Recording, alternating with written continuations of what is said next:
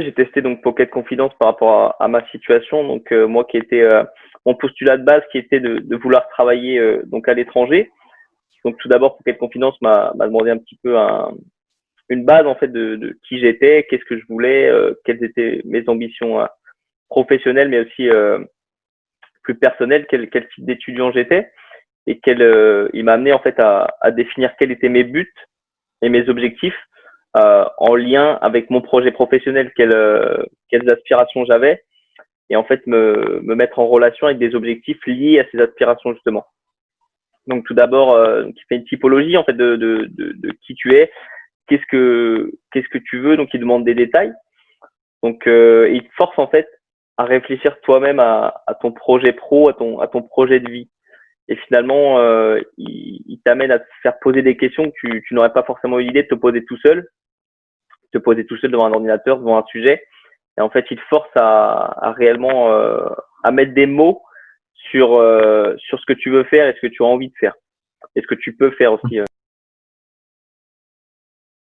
C'est ça qui m'a surpris. En fait, j'aurais pas pensé que c'était aussi étoffé. C'est très exhaustif et ça a une approche globale, mais en même temps, ça t'apporte énormément de précision.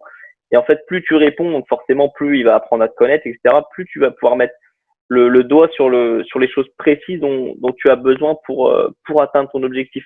Donc ça allie en même temps, tu poses des mots, en même temps il te force à t'auto-évaluer à partir de nombres, donc sur une échelle de 1 à 5, 1 à 10, etc. Et je trouve ça ce mélange très intéressant, ce mélange de généralité et en même temps de précision. Et une fois que tu as répondu aux questions et que tu réponds, tu te dis ah, c'est vrai ça. Je veux travailler à l'étranger, mais où? Je veux travailler dans ce domaine, mais quand, quel métier? C'est vrai qu'il faut que je me pose ces questions. Et en fait, c'est un engouement. Tu touches de plus en plus ton objectif du doigt, tu t'en rapproches de plus en plus de par ces questions, et ça t'épanouit en fait. Et là, tu te rends compte. Après, tu vas te rendre compte peut-être que ce domaine n'est pas fait pour toi, ou que tu as besoin de poser des Ouais. questions à des gens qui sont déjà dans le domaine.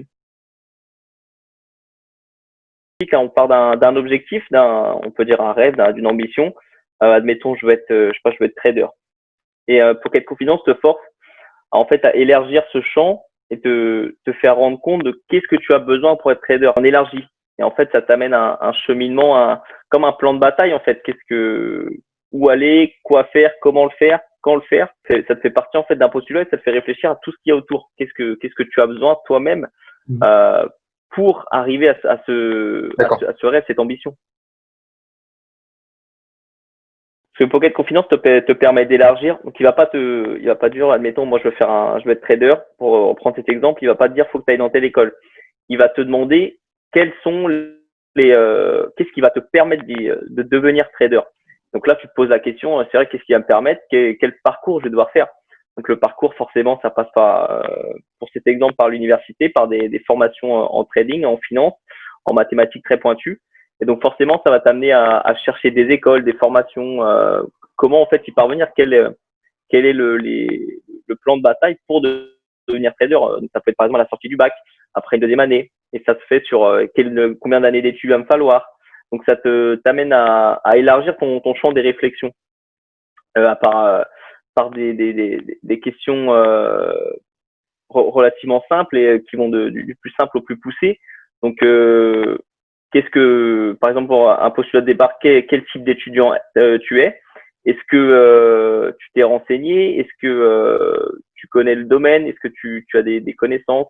Est-ce que tu pars avec un certain niveau ou est-ce que tu pars de zéro? Et ça t'amène à faire une introspection sur toi-même, sur tes capacités et sur là où tu veux aller et là où tu dois aller pour atteindre ton objectif. Je pense que c'est vraiment le point central, c'est cette introspection sur toi-même. Est-ce que déjà tes objectifs sont réalisables? Donc c'est vraiment se poser les bonnes questions. En fait, je pense que Pocket Confidence met là l'accent sur des points qu'on verra pas à l'école parce que l'école c'est un cursus, peu importe où on est beaucoup. Les profs vont pas prendre le temps de te faire un plan de carrière à chacun. On le voit en cours, mais ils vont pas te définir un plan de carrière, ils vont pas te dire, ils vont pas te faire du coaching personnalisé en fait. Ils font D'accord. du coaching de maths, ils t'apprennent des choses. Après, c'est à toi de savoir les réutiliser. Et ça permet Pocket Confidence te permet de mettre en lumière aussi tes compétences. Il y a des choses que tu arrives à faire naturellement et c'est important de poser des mots, de comprendre quelles sont tes compétences. Certains remarqueront qu'ils arrivent à faire des choses facilement que d'autres n'arrivent pas. Donc c'est important de savoir pourquoi et d'expliquer, de poser des mots sur ces compétences et d'abord de les identifier. Beaucoup trop d'étudiants font leur cursus, mais ils connaissent pas en fait leur vraie force. Donc quand ils arrivent sur le marché du travail, par exemple, ils ont du mal entre parenthèses, à se vendre dans le sens où ils connaissent pas leurs forces ni leurs faiblesses, ils sont pas identifiés eux-mêmes en fait par rapport au job qu'ils voulaient, par rapport à leur formation. Et c'est Pocket Confidence permet vraiment de mettre l'accent sur quelles sont nos forces et comment ces forces vont nous permettre de nous acheminer à nos objectifs. Pocket Confidence peut beaucoup nous aider, c'est dans cette période où on est dans le système français entre par exemple la licence et le master, où on change d'école, on se spécialise finalement. Et ça peut être c'est la période charnière en fait des études en France, ou après donc les deux périodes charnières, c'est après le bac, on rentre dans les écoles, et après la licence, quand on se spécialise. Et c'est là que ça va se jouer, c'est là que tous vos efforts de constance vont payer finalement sur ces périodes-là et vous permettre d'atteindre les écoles que vous souhaitez, qui vont vous permettre plus tard d'accéder aux professions que vous rêvez, que vous avez envie d'atteindre.